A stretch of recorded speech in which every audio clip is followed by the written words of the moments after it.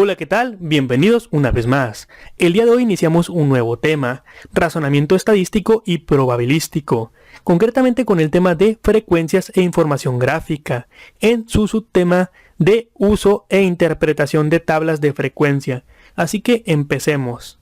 Actualmente, la estadística y probabilidad juegan un rol muy importante en nuestra sociedad, tanto así que a nivel mundial o nacional existen una diversidad de institutos u organismos que se encargan de recopilar datos para su posterior análisis y estudio. Concretamente en México, el Instituto Nacional de Estadística y Geografía, conocido como INEGI, es el organismo encargado de dicha tarea. Esto es importante porque nos permite conocer mejor nuestra sociedad. Por ejemplo, los diferentes idiomas y la proporción en que se hablan estos en México, así como también las lenguas indígenas. Además, hoy concretamente con el coronavirus es importante llevar una estadística del nivel de contagio, las personas que han fallecido lamentablemente, entre otros datos importantes. Pero esto no se limita únicamente a datos que puedan ser bastante comunes, sino que, por ejemplo, ustedes no sabían, o a lo mejor algunos sí lo sabían, que la serie de House of Cards de Netflix fue hecha a partir de datos estadísticos que tenía la compañía, que posteriormente hizo un tratamiento y se dio cuenta que las diferentes características que pudiera tener una serie para que fuera exitosa eran las de dicha serie. Esto fue tan efectivo que hasta la fecha, si el dato no me falla, la serie de mayor impacto y éxito en Netflix ha sido House of Cards. Y este es solo un ejemplo atípico, poco común, de lo que se puede lograr con la estadística y la probabilidad. Ahora bien, para poder entender los conceptos importantes de este tema, sería bueno empezar con un ejemplo claro y conciso. Y para esto vamos a utilizar un ejemplo de la vida cotidiana. Vamos a hacer un análisis sobre una población, en este caso es un grupo pequeño, es un salón de estudiantes de preparatoria del último semestre, en el cual nosotros vamos a tomar sus edades. Concretamente lo que tuvimos fue lo siguiente: 17, 18, 19, 20 y 21. Evidentemente, las edades que se encuentran en mayor proporción son 17 y 18, puesto que son estudiantes de último semestre de preparatoria. Pero además tenemos de 19, que tampoco es raro. Lo que sí pudiera ser raro son de 20 o 21. Pero realmente el rango de edades no importa. Vamos a hacer un análisis para estudiar los conceptos importantes. Así que continuemos. Muy bien, ahora sí entremos de lleno en el tema de tabla de frecuencias. Para esto emplearemos los datos de las estaturas de los estudiantes, también conocidos como datos en bruto. Este concepto se maneja porque dichos datos aún no han sido tratados ni estadística ni probabilísticamente. Una vez que tú tienes los datos preferentemente ordenados, aunque no son necesarios, lo que hacemos es construir una tabla llamada tabla de frecuencias, la cual tiene esta forma. Evidentemente es una tabla y maneja conceptos bastante constantes entre los diferentes problemas. El único concepto que no se maneja constante es el primero, el cual hace referencia al tipo de dato que estamos empleando. En este caso es la edad, pero bien pudiera ser la estatura de los estudiantes, el sexo, el teléfono que utilizan, entre otros. Bueno, los que nunca van a cambiar y van a ser comunes en cada tipo de ejercicios, de ahí viene el nombre de tabla de frecuencias, es frecuencia absoluta acumulada, frecuencia relativa y frecuencia relativa acumulada. Y aquí hablo un etcétera, porque aún existe otro concepto que manejaremos más adelante. Bueno, hay que llenar esta tabla. El primer concepto es muy sencillo, simplemente tienes que agrupar tus datos en los diferentes tipos que tengas. En este caso sería 17, 18, 19, 20 y 21 años. Obviamente empaqueta todo lo que tenemos aquí, porque son los años que manejamos, independientemente del número que se repita. Una vez que llenamos la primera fila, procedemos a ir con la segunda, en este caso con la frecuencia absoluta, pero es importante manejar el concepto. En este caso la frecuencia absoluta se refiere al número de veces que aparece un determinado valor en el estudio estadístico. ¿A qué se refiere esto concretamente? Bueno, al número de 17, 18, 19, 20 o 21 que hay. Si contamos, vemos que 17 hay 14, 18 hay 20, 19 hay 6, 20 hay 3 y 21 hay únicamente un 1. A eso hace referencia, al número de veces que se repite pues dicho valor. Muy bien, el siguiente concepto es frecuencia absoluta acumulada. ¿Y a qué hace referencia? Bueno, la frecuencia absoluta acumulada es el resultado de ir sumando las frecuencias absolutas de las observaciones o valores de una población o muestra. Uy, qué complicado suena eso. Bueno, no realmente. Miren, lo que tenemos que hacer es fijarnos en la fila anterior. Primeramente, para llenar el primer cuadro es igual a 14, porque copia al primero. Se supone que es la suma de las frecuencias. ¿Con quién tengo que sumar el 14? Bueno, con el siguiente valor de frecuencia absoluta. 14 más 20 queda 34. Después, este 34 le tienes que sumar los 6 de la siguiente columna, que en este caso sería 34 más 6 que da 40. Una vez que tienes este valor, le sumas la que sigue. 40 más 3 da 43. Finalmente, 43 más 1 da 44. Y sí, básicamente es la suma de las frecuencias, pero llevan este orden de zigzag, así que no se equivoquen. Nada difícil realmente. Una vez que estamos en este punto, sería bueno sumar el total de la frecuencia absoluta, que únicamente hace referencia a la cantidad total de datos que tú tienes. Concretamente tenemos 44 estudiantes, por lo tanto la suma de la frecuencia absoluta serían 44. Así que tengan presente ese dato porque suele ser importante. Bueno, una vez que tenemos el total, que obviamente de antemano ya lo sabíamos, pero también se podía obtener sumando las frecuencias absolutas, procedemos a ir a la frecuencia relativa. La frecuencia relativa hace referencia a el cociente, es decir, la división entre la frecuencia absoluta de un determinado valor y el número total de datos. El número total de datos son 44 y la frecuencia absoluta de determinado valor es lo que tenemos aquí enfrente. Vamos a proceder. La primera frecuencia relativa sería 14 entre 44. 14 porque es el número de veces que se repite o la frecuencia absoluta de 17 entre el número total que es 44. Entonces eso me da 0.32. Y si voy haciendo lo mismo con cada dato, pues me va a dar esto, ¿no? 0.45, 0.14, 0.07, 0.02. Bien, como dato curioso, la suma de 0.32 más 0.45 más 0.14 más 0.7 más 0.02, esto me va a dar aquí un 1. Lo pueden probar con su calculadora. Bueno, vayamos finalmente a la frecuencia relativa acumulada. Esta se define como, al igual que la frecuencia absoluta acumulada, pues como la suma de las frecuencias relativas de las observaciones o valores de una población o muestra. ¿Qué tengo que hacer en este caso? Muy bien, lo mismo que en la tercera fila, que es únicamente ir sumando. 0.32 para la primera, 0.32 más 0.45 da 0.77. 0.77 más 0.14 da 0.91. 0.91 más 0.07 da 0.98. 0.98 más 0.02 da un 1. Y bueno, finalmente con esto se llena esta parte de aquí. En este punto espero que los conceptos les queden bastante claros.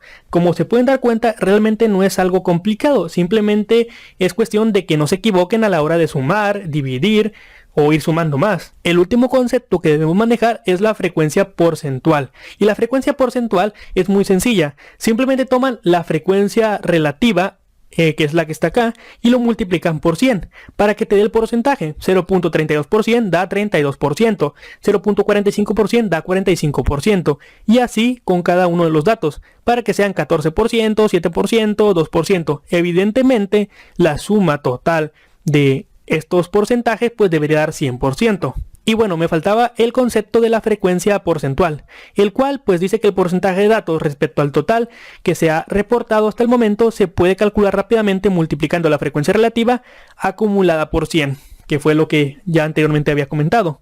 Muy bien, continuemos. Bien, una vez que llenamos la tabla de frecuencias correctamente, podemos utilizar estos datos para hacer una gráfica, para que visualmente sea mucho más atractivo y fácil de comprender. Bueno, los datos que normalmente se utilizan para hacer una gráfica son la frecuencia absoluta y la frecuencia porcentual, para que queden de la siguiente manera. En el caso de la gráfica de barras, pues lo que se pone abajo es la edad de los estudiantes o dichos grupos que se hicieron, 17, 18, 19, 20 y 21. Y del lado izquierdo del eje de las Y se pone la frecuencia absoluta, que fue el dato que les comenté. Entonces relacionas el 17 con una altura de 14, porque son 14 repeticiones del mismo valor. Lo mismo con el 18 para que sean 20, 19 para que sean 6, 20 para que sean 3 y finalmente 21 para que sea 1. Y hacer esto está realmente muy bien, porque nos refleja de manera visual súper rápido que la mayor cantidad de estudiantes que hay pues son los estudiantes que tienen 18 años y los que menos tienen son 21. Sí, yo sé que la tabla también no es confusa, pero qué mejor que verlo con una pequeña gráfica de barras. Ahora bien, si nosotros queremos ver el porcentaje, pues podemos hacer lo mismo.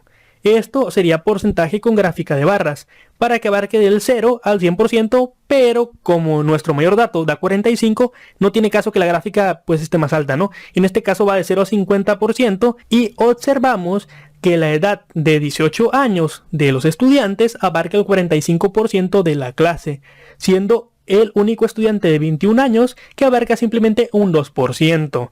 También el segundo grupo más grande son los estudiantes de 17 años con un 32%. En lo que respecta a mis gustos, la gráfica que más me gusta es la de frecuencia porcentual porque me enseña los porcentajes. Por supuesto que también tener los datos en bruto es importante. Pero bueno, una última gráfica que podemos probar es la gráfica de pastel. Esta simplemente tiene forma de pastel o círculo y aquí nos indica los porcentajes para cada edad, pero obviamente en forma de círculo. Y aquí pues te puedes dar cuenta ya no solo de altura, sino más bien por porcentaje tomado del círculo, que el 45%, que son los estudiantes de 18 años, pues básicamente es la rebanada de pastel más grande. Muy bien, en este punto creo que ya te he enseñado todos los conceptos que necesitas manejar para dominar este tema. Pero no lo vamos a dejar únicamente aquí, hay que enfocarlo en tu examen de admisión, por lo tanto hay que ver ejemplos que pudieran venir o que sean de la guía oficial de Ceneval. Para esto vamos a aplicarlo a este ejercicio número 1, que corresponde a la guía oficial de Ceneval Etsani 2 examen de admisión, en el apartado de pensamiento matemático ejercicio número 14. Esto lo puedes observar en la descripción de este video, te dejaré un link. Ojo, este simulador es el oficial creado por Ceneval para el Etsani 2 de admisión y por supuesto que para el Etsani 1 y para el Etsani 3, que son diferentes, pero una vez que entres a dicho link verás la plataforma, es un simulador para los diferentes tipos de exámenes. Ojo, no existe un simulador que te cobren, es totalmente gratuito, te invito a que lo pruebes para que veas que el ejercicio es exactamente el mismo. Bueno, yo ya di un poco de información acerca de ello, así que empecemos con el ejercicio número 14, el cual dice, la gráfica presenta la frecuencia absoluta, concepto que ya vimos, de número de hijos en una muestra de 22 familias, y nos preguntan, ¿cuántas tienen más de un hijo? Y bueno, aquí tenemos nuestra pequeña gráfica. Primero hay que aprender a leerla. Ya que tenemos aquí la frecuencia y número de hijos, es importante decir que la frecuencia corresponde al número de familias. Por lo tanto, para la primera barrita tenemos que 4 familias tienen 0 hijos. Para la segunda tenemos que 8 familias tienen un hijo. Para la tercera, 6 familias tienen 2 hijos. Y para la cuarta, 4 familias tienen 3 hijos. Bien, con esta información respondamos ahora sí la pregunta. Bueno, yo a partir de esto, de estos datos, lo que puedo tener es una tabla. Número de hijos, 0, 1, 2 y 3. La frecuencia absoluta de dichos valores son 4, 8, 6 y 4. Entonces la pregunta es, ¿cuántos tienen más de un hijo? Bueno, esto es bastante sencillo, porque más de un hijo corresponde a 2 o 3 hijos. Entonces únicamente suma la frecuencia de dichos valores. En este caso son 6 y 4. Por lo tanto la respuesta viene siendo 10. Excelente, espero que no se hayan confundido un poco y que aprendan a aplicar los conceptos que ya vimos. Básicamente, simplemente como repaso, tenemos que el número de hijos mayores a 1 son 2 y 3, ¿verdad? Porque 0 no es mayor a 1 y 1 pues no es mayor a 1, es simplemente un 1. Tenemos 6 familias que tienen 2 hijos y 4 familias que tienen 3 hijos.